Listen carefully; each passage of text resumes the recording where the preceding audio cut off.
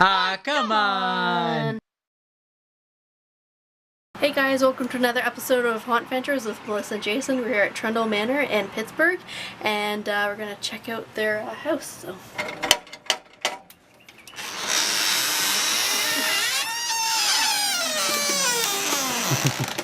Welcome to Trundle Manor. How's everyone doing today? Awesome. Very good. Thanks for inviting us into your home, Leah.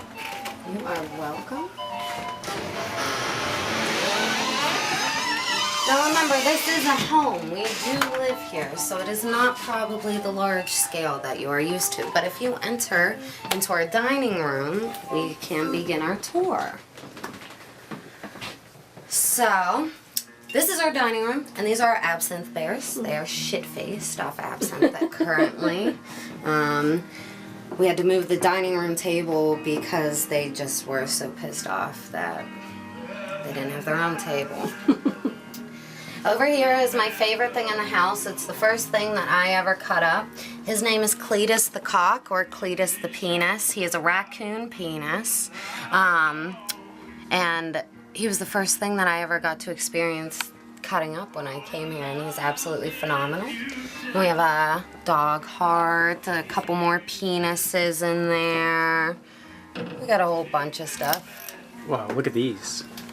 Those are our ray guns, and then 2 guns are actually real in there. 3 guns are real in there. There's a flare gun, a gun, and another gun. So, for those who attended HauntCon, you guys may have remembered Trundle Manor. They had the circus booth tent, which was all the cool stuff inside, like the catfish, right? Fighting catfish. Fighting catfish. This is amazing. Over here, this is Mr. Arm's social inhibitor mask that he made. He sometimes is very socially inept, and in order to deal with large crowds, he wears this mask, or when he drives around. It gives people kind of a fright when they see him in the limo and the mask. You know, but it's still pretty amazing. Half bird, half shark.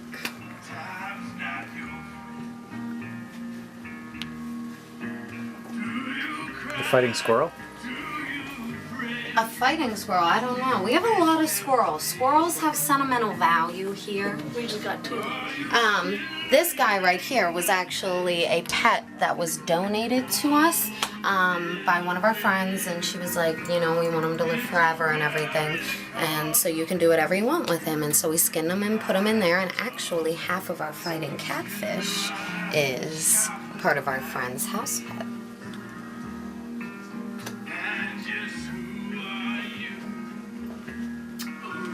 This is the Bindle Museum.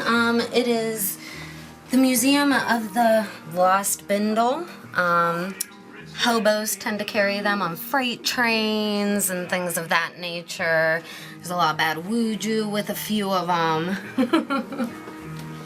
This thing is pretty cool. We found this thing in the back of the woods in some hillbilly place. And it's actually a dental x-ray that was in use until the 1990s. And when we got it, it was leaking so much radiation, it was crazy. This is our medical cabinet below. And then this is do you know what a quackery machine is? Back in the 19-teens, 20s, and 30s, they thought that electrocution solved everything because they were fucking crazy. And so that guy shoots out needles that you can put in designated areas of your body, and they would electrocute you with it to cure all different kinds of ailments. We only do it on Thursdays. So Makes sense. And then, if you all want to come in here, I can show you one of the other coolest things. This is our human reliquaries table. These are all real parts of humans that have donated to us, like skins with tattoos, blood. We have teeth and stuff. Mr. Arm's first mustache. But right here is one of the coolest things in the house. It came from my aunt, and she's a belly dancer. So we say it came from the belly of a belly dancer. And it came to us in about the size of a fist, and it was frozen.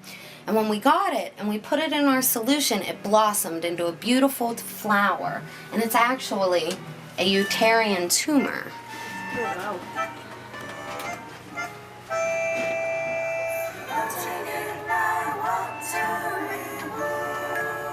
That's a tumor? Yeah, it's a Uterian tumor. It came out of her uterus. It was benign, it was not cancerous. And I'm sure when the doctor heard her say, "Can we have this?" they were quite confused. But yes, this came out of my Aunt Olivia.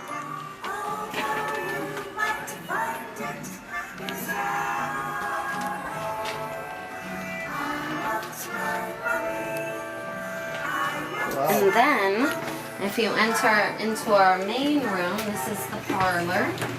Whoa. This is where we live every day. I wish my parlor was like this. See, we're kind of making our office like this, right? Yes. This is kind of like, we've got some taxidermy going on. You can put Not your bag close to down this. on the chair if you want. Yeah, you don't have to carry that. So where did this room start? Where did it start? Well, the collection actually started with Mr. Arm when he was about 7 years old. Mr. Arm is my brother. And he just started collecting odd, bizarre, weird things. And the collection grew so much and blossomed over the years that about 2.5 years ago we decided to open it up to the public. So this is the room now. And we add things to it all the time, frequently. This little guy, Mr. Arm, got for his 23rd birthday. It's a mummified cat. And it came from under a porch here in Pittsburgh, which is really bizarre because the climate in Pittsburgh is really off and on, very wet, very, rainy, and we didn't understand it. And if you look at the bottom of his paws, there's a little pile of dust, and that grew and grew until about 2 years ago, and that was the last living remainder of the cat. Wow. Right above it, we have a devil Fiji. Every good collection has a Fiji. What's this machine? That is we call it our Crayon Machine. Let me see. I don't remember how to turn it on. It's been a while. Let's see if I can. Okay. Give it a minute and it'll start to smell like crayons. I believe it came from a dental place, and at the bottom of this jar when we got it, there was like saliva and weird stuff, and it's from the 20s. But it should start smelling like crayons, which will probably kill us in the end. We don't really know what that smell comes from. But, it is what it He has is. a lot of pipes. Yes, he is a tobacco smoker.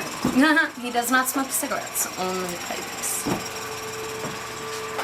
Yeah, here, put your face up to it and smell it. I dare you. See? Doesn't it smell like crayons? A Crayola crayon. I can smell it from here, yeah. So is this what is this guy? That is Uncle Trundle.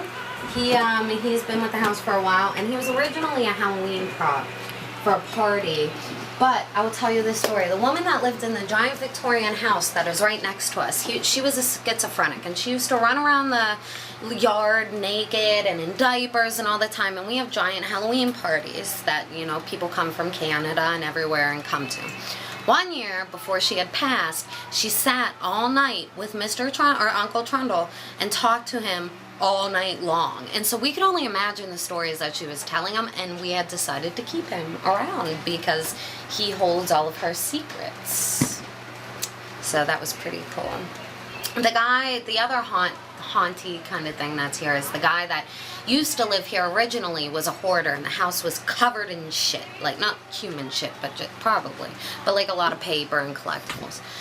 Well, he wanted to kill himself so bad that he filled the house up with carbon monoxide, and not only that, he shot himself in the face just in case, the gunshot wound didn't kill him. He was guaranteed to die, and he died in Mr. Arm and Wouter von Minx's room before they had bought the house. And every now and then, we kind of feel him, or smell something that smells good, and as opposed to death, so we assume it's him.